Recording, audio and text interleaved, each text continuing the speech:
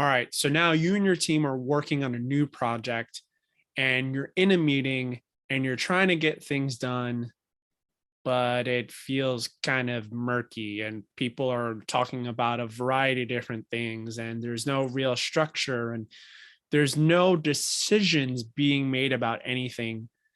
You end the meeting with needing to have another meeting. Oftentimes, a lot of groups will get stuck, a lot of teams will get stuck in making decisions, making something solid. This is what we're going to do and move forward. Sometimes there are big decisions. Sometimes people and teams have challenges with a lot of little decisions.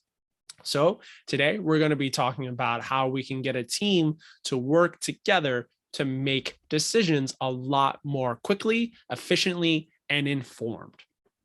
So let's just say that your team's working on a new project and you need to start making a decision of maybe who assigns what roles or what are the deadlines or anything like that. You just have these things that just need to be decided on.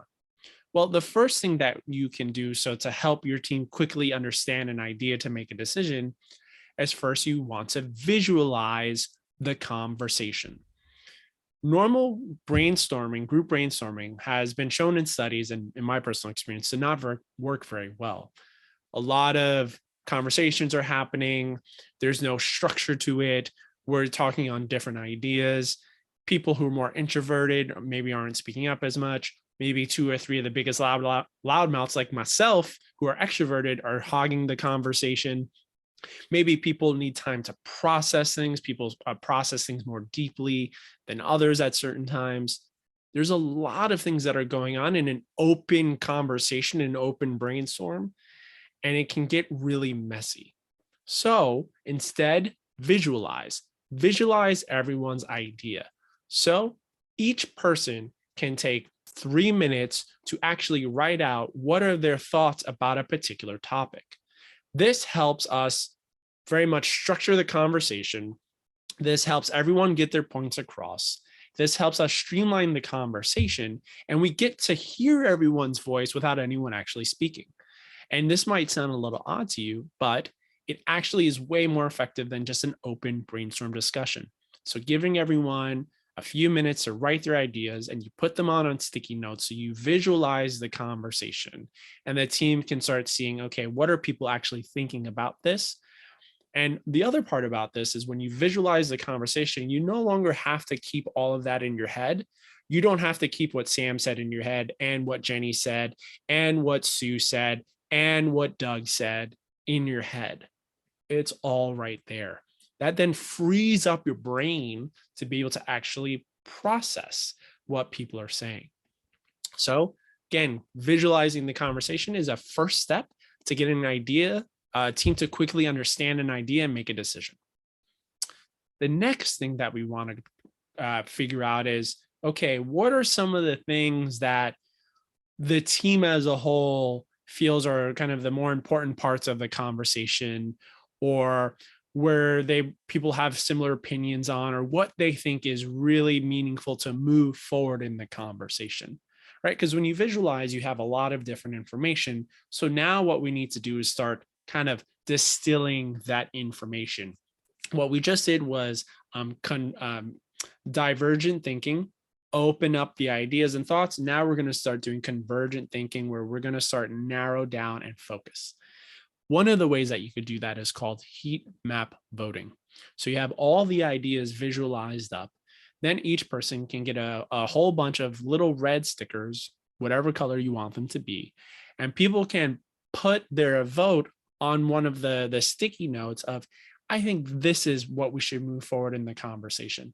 I think this is what we should move forward in the conversation. And I think this is what we should move forward in the conversation. No one's talking, but yet you're getting to understand what the team as a whole is feeling that the conversation should be more about. And when you take a step back, you'll see a heat map. You'll see, oh, this one has a lot more red dots than a lot of these. This idea has a lot of red dots.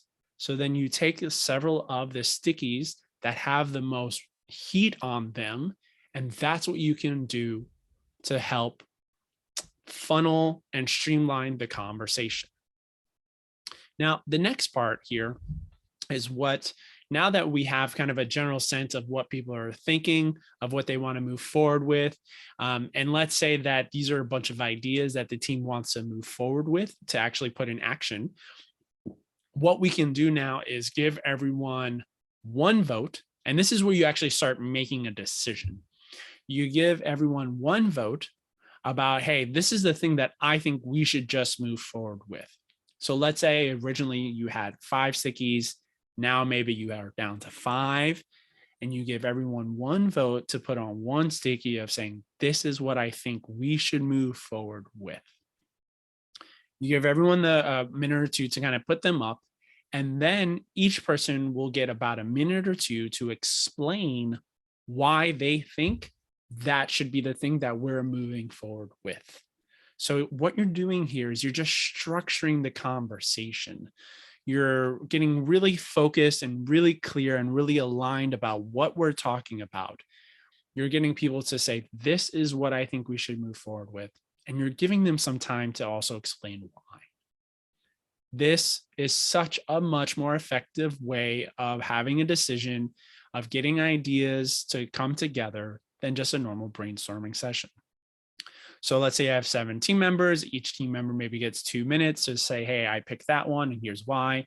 Next person goes, I picked this one and here's why. And a lot of times you actually have themes that come up.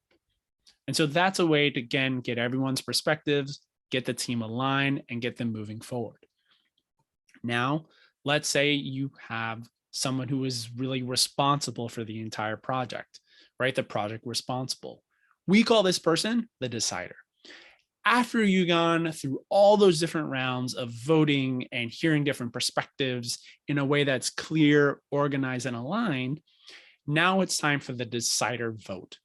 This is where the decider, the person who's most responsible for the project, to actually say, okay, with everything that you shared, here is the one thing that we are going to move forward with.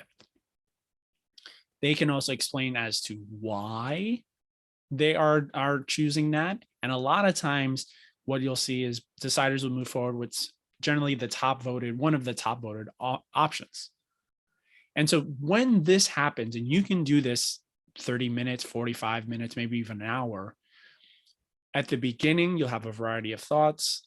Then you will have a decision, an informed decision with everyone's thoughts, everyone's perspective, everyone's ideas that you are going to move forward with as a team, so that you're no longer stuck in this never-ending cycle of meetings after meetings. We don't know what we're doing.